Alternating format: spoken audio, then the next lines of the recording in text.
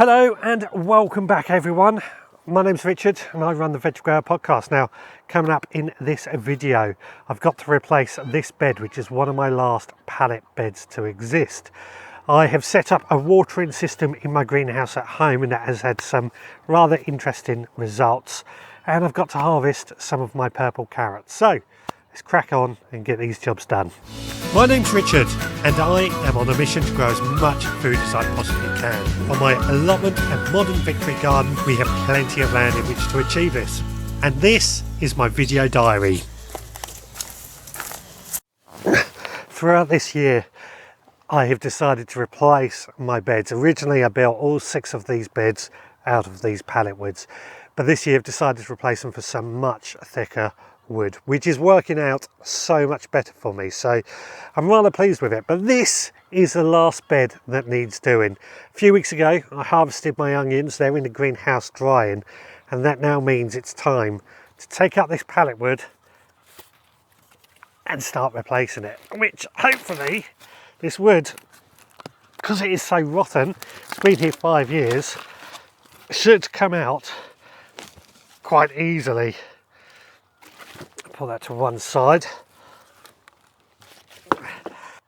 So I'm going to crack on and get this bed replaced. Now this is just a case of take out the old wood, pot in a new one, screw it together, and then we're going to plant some plants in here which are going to be quite quick and should give us a food before the garlic goes in end of next month, beginning of October. Now back at home, I've set up a watering system in my greenhouse and I have been blown away with the result. Well, about 2 weeks ago in this greenhouse at home, I set up my solar powered water irrigation system. It's made by an irrigator called the flopro. Now, it was so easy to set up. I just hung the unit up that houses a pump and batteries and what have you, ran some pipe everywhere, including into the water butt that I keep in here for it to suck water from. All I've got to do is make sure that that water butt is full of water. Every 3 hours of sunlight, it will automatically come on and run and just drip water out of the drip waterers that I have set up in several places throughout this greenhouse.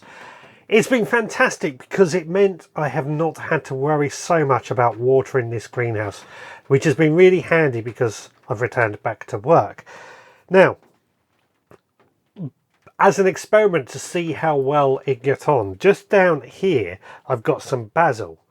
On one side of this basil I've got nice lush growth. It's nice and tall, really looking good, and that's the side that has the drip waterer into it.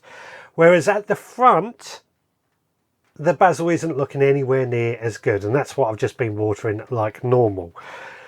So for me, that has proven to me just how good this drip waterer system has been in my greenhouse at home. I've got another system and I plan to use many more just to make my life that little bit easier. They're not cheap. I tend to get them when they're on certain deals by looking around and what have you. I think I paid £40 for this one, which is the 12 system, but recently I've got the 24 system, which is twice the size, and I got that for £30. It should be something like £120. So in that regard, I think it's been a real cost saving and it's proven itself to work here in my greenhouse. Well, not only have I finished building this bed, which I'm really pleased about, I've planted it with some vegetables. Now this bed will be the garlic bed in about a month or so's time. So it seems a shame to not have anything grown in there for the time being. So with that in mind, I have planted into this some quick growing crops. I've got Chinese cabbage, pak choy, and just some bog standard lettuce. They will hopefully grow on, provide me with some much needed food. And the great thing is these vegetables can be used in so many dishes that can be pre-cooked like ready meals and stored in the freezer. So for me, I'm looking forward to eating these. Now, I need to harvest some of my carrots.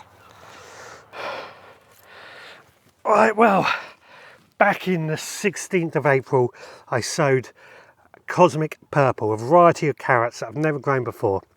Now, when I published that video, I think it was Digwell Greenfingers, he said he'd grown them before and germination was pretty rubbish. Got to agree, out of that entire packet, I have got 2 carrots that have grown. A bit disappointing with that, because I would have expected at least 20 carrots from a packet of 40 at least. 2, pretty poor germination, but the important thing is, can we get some good carrots out of these 2? Let's pull them out and have a look at what we've got. Well, that one, that's pretty disappointed. It's gone a bit hairy, which is a good sign that it's started to want to bolt. So with the drought we've had, dry weather, that's not really surprising. I would imagine that's probably going to be quite hard. We'll try it at home and see how it turns out. Final one is this one. Now, that I'm happy with. That's not a bad size. It's a bit short, but the girth, yeah, I'm happy with that, and we'll give that a try at home and see how it tastes, because that's the important thing. Well, that is it for this video, so thank you so much everyone for joining me. I've returned back to work over the last month, which has made filming a bit difficult because it's so haphazard and all over the place, but the mission still is to grow as much food as I possibly can, and we're going to continue doing that.